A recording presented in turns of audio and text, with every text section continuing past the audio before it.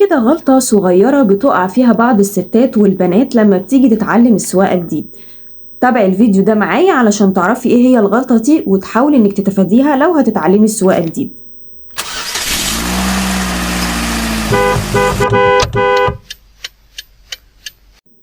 في بنات لما بتيجي تتعلم جديد بيبقى عندها زي قدوة او حد هي بتحبه قوي او حد مرتبطة بيه او حد هي بتشوفه ان سواقته حلوة قوي وان هو محترف وانه شاطر وجميل وكل حاجة، وهي بتحب قوي طريقة سواقته ونفسها جدا تبقى جريئة زيه وتعمل زيه. ايا كان ده الشخص ده مين، ممكن يكون باباها، ممكن يكون زوجها، ممكن يكون اخوها، ممكن تكون مامتها، ممكن تكون حد من اصحابها، حد معين هي نفسها تتعلم السواقة ونفسها تبقى زيه، ولما تيجي تتعلم بقى جديد وتحترف وتمارس تبقى زي الشخص ده جدا، زي قدوة كده ليها، هي نفسها جدا تبقى زيه وعايزة تبقى زيه وعايزة توصل للمستوى اللي هو فيه. كل ده جميل جدا وحلو وزي الفل، وحلو ان انت يبقى عندك حد عايزة تبقي زيه او عندك هدف انك لما تيجي تتعلمي السواقة تبقي زي الشخص ده بالظبط. ولكن بقى في مشكلة الستات او البنات بتقع في المشكلة دي، هي ان الشخص ده لما بتبقى عايزة تبقى زيه لما بتيجي تتعلم جديد بتبقى طول الوقت حاطة مستوى الشخص ده في دماغها. فطبيعي جدا هي لما بتتعلم جديد بتحصل اخطاء، يعني بتحس انها بتعك في الاول، مش عارفة تتعامل مع الزحمة، مش عارفة تاخد اليوترنات، مش عارفة تركن صح، بتتلبخ من اي حد يجي جنبها او يكلكس لها او اي حاجات من المواقف اللي زي دي. تبدأ هنا هي ايه بقى؟ تحبط، تقولك لا خلاص انا مش عارفه اسوق، لا لا لا لا، ده لو جوزي اللي كان في الموقف ده كان زمانه مش عارفه اتصرف ازاي، ده انا اخويا لما بيجي يسوق وابقى قاعده جنبه الاقيه بقى مش عارفه بياخد الغرزه ويعمل ايه وايه على الحركات الجامده. طبعا هي للاسف بتقعد تقارن نفسها طول الوقت بمستواها الحالي اللي هي لسه بتقول بسم الله في السواقه، ولسه بتبدأ بأول 2 حصتين 3، أو لسه ده أول أسبوع ليها وأول أسبوعين. فهي تبدأ بقى إيه؟ مقارنات مقارنات مقارنات، هي لسه جديدة يعني لسه مستجدة لسه بتبدأ الموضوع، بتبدأ بقى تقعد تقارن نفسها، لا لا لا لا ده جوزي أشطر مني مليون مرة، لا لا ده بابا ده ده حريف سواقة، ده مش عارفة خبرة بقاله سنين. يا ست الكل، هو انت ما ينفعش تقارني نفسك بانك لسه حد بيقول KG1 سواقة ولسه سنة أولى سواقة بحد بقاله 20 سنة و30 سنة بيسوق، حتى لو بقاله سنة أو سنتين طبعا بيفرقوا جدا. طول ما انتي بتقارني نفسك بكل الناس اللي حواليكي أو بحد انتي عايزة تبقي زيه، دي هتبقى مشكلة كبيرة قوي. أول حاجة انتي هتحبطي جدا، يعني طول الوقت هتحسي بالإحباط مهما كان مستواك بيتقدم، ومهما تحسي ان في فرق بين الحصة الأولى عن التانية عن التالتة عن العشرة، طول الوقت هتلاقي نفسك محبطة، انا مش عايزة اكمل، لا لا لا لا انا مهما انزل، لا لا انا مش زي بابا ده سواقته رهيبة، لا مش زي اخويا فظيع، ده حريف. المقارنات من أسوأ الحاجات اللي للأسف ممكن تقعي فيها وانت بتتعلمي السواقة جديد. فطول ما انت مقارنة نفسك بغيرك هتحبطي مش هتكملي، ومهما توصلي لحاجات كويسة برضو هتشوفي نفسك مش احسن حاجة، وغيري افضل وغيري افضل وانا مش زيهم، وانا لا لا لا انا مش هيجي مني. كل واحد فينا عنده قدرات، يعني مش كلنا لازم نكون شاطرين في كل حاجة.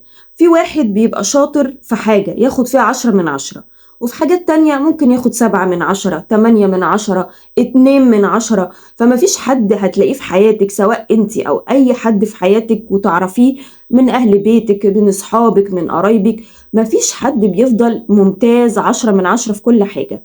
ربنا بيدي لكل واحد قدرات، ده بياخد 10/10 في قدرة معينة أو في مهارة معينة بيعرفها، في حين إن في حاجات تانية هو ضعيف فيها.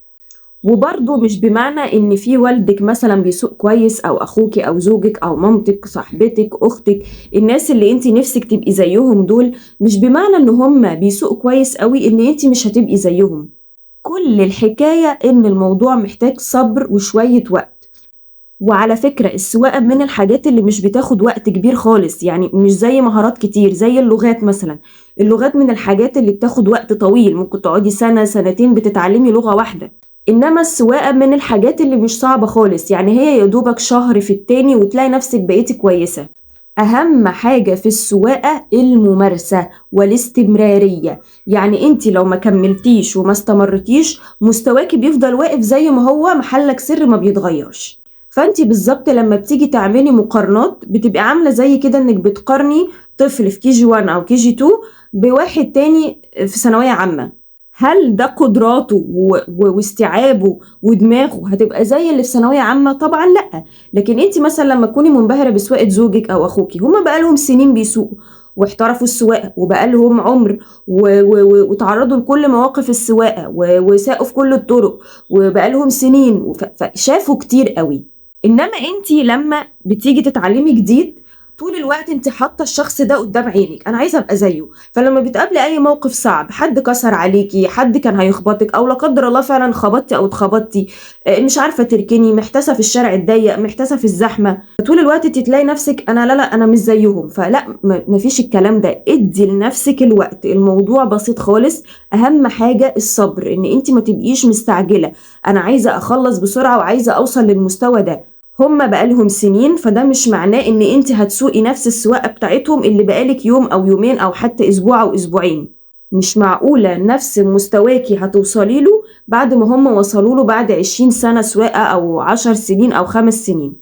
اهم حاجه الصبر والاستمراريه، انك انت تمارسي كتير جدا، تنزلي بشكل مستمر، ما توقفيش. يعني لازم تنزلي كل يوم على الاقل ساعه او يوم ويوم، اقل حاجه بنقولها 3 مرات في الاسبوع. لان الاستمراريه هنا هي اللي هتساعدك انك انت تغيري من مستواكي وتخلي مستواكي افضل. في كل مره بتنزلي فيها انت نفسك هتلاحظي الفرق، وهتلاقي ان فعلا مستواكي بيفرق. يعني الحصه الاولى غير التانية غير التالتة، لما تنزلي اول اسبوع غير تاني اسبوع غير تالت اسبوع. في الحصه الواحده انت اول 10 دقايق فيها بتبقي غير اخر 10 دقايق فيها، وده هتلاحظيه بنفسك.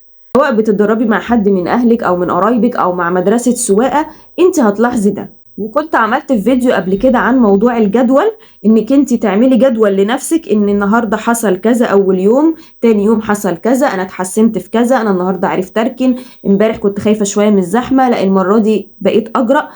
هتلاقي مستواكي بيتطور مرة على مرة. اي مشكلة عندك وانت بتسوقي جديد اشتغلي عليها. يعني ايه؟ يعني انت مثلا طلعتي وخدتي كورس في مكان ما او مع حد ما، ولقيتي عندك مثلا في مشكلة في حاجة، او انت مارستي حبة ووقفتي فترة فجيتي ترجعي تاني لسه المشكلة عندك، اشتغلي بقى عليها واتدربي عليها. يعني مثلا عندك مشكلة في الركنات، مش بتعرفي تركني، خدي كورس مخصوص للركنات واركني كتير، وبعد ما تخلصي الكورس انزلي اركني كتير كل يوم، ان شاء الله حتى نص ساعة لفي حوالين البيت واقعدي اركني، ومرة على مرة هتلاقي مستواك اتحسن. او لو مثلا عندك مشكلة في اليوترنات، مشكلة في الملفات، عندك مشكلة مع الزحمة، انزلي كتير، انزلي في شارع فيه يوترنات كتير، انزلي في زحمة كتير. السواقة الاصل بتاعها الاستمرارية، انك انت لو استمريتي لمدة كبيرة وكل يوم بتعملي نفس الحاجة كأنها بالظبط عادة. السواقة تعود، ان انت بتتعودي على الحاجة، لما في حاجة بتعمليها كل يوم كل يوم لمدة طويلة خلاص انت بعد كده بتلاقي نفسك احترفتي الحاجة دي وبقت بالنسبة لك عادة يومية عادية جدا، بتعمليها بمنتهى السهولة.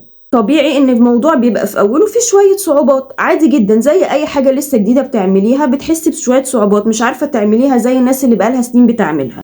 فانت تقعدي بقى تستمري وتنزلي باستمرار علشان الموضوع يبقى اسهل وابسط، وانت نفسك هتلاحظي ان في فعلا في فرق في مستواكي. وده بالظبط اللي بنقوله مثلا للتعامل مع الطرق السريعة. في ستات وبنات كتير قوي بتبقى مستعجلة جدا انها عايزة تطلع على الطرق السريعة وعايزة تسافر، وطبعا ده في منتهى الخطورة. انت لو لسه جديدة صعب جدا تطلع على الطريق السريع. الطريق السريع ممكن يبدو ليكي ان هو سهل عشان الطرق فاضية والعربيات بتجري فيها ومش زحمة، زي مثلا انك تخشي في شوارع ضيقة او شوارع زحمة وناس بتكسر عليكي وناس بتكلكس وناس جاية يمين وناس جاية شمال. الطرق السريعة ممكن تكون الى حد ما تحسي ان سواقتها اسهل، ولكن هي اخطر، لان المشكلة فيها او الغلطة فيها لا قدر الله بمصيبة كبيرة. فانت لو عايزة تسافري وتطلعي على طرق سريعة لازم على الأقل تكوني سوقتي من 3 ل 4 شهور مستمرين. يعني ما تكونيش وقفتي، مش في ال3 4 شهور دول نزلتي يوم في الأسبوع ولا يوم في الشهر أو يومين في الشهر وتقولي أنا كده بقالي 4 شهور بسوق. الاستمرارية هنا والممارسة بنقول 4 شهور سواقة مثلا أو 3 شهور، إنك تكوني نزلتي كل يوم أو على الأقل في الشهر نزلتي تقريبا من 20 ل 25 ساعة.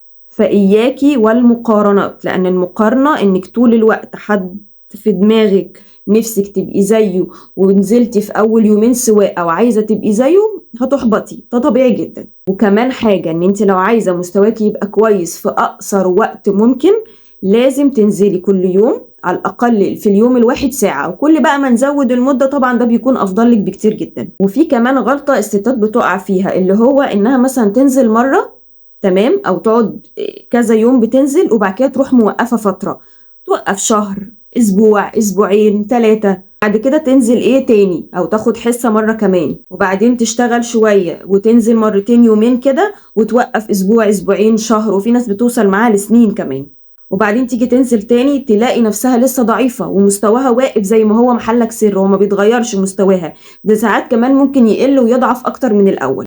فالغلطة دي برضو الستات بتقع فيها علشان هي ما استمرتش، هي واقفة محلك سر، بتنزل يوم وتوقف 10، تنزل يوم وتوقف 10، فالتوقيف اللي انت بتوقفيه ده وانك ما بتنزليش بالعربية ده بيأثر عليكي جدا.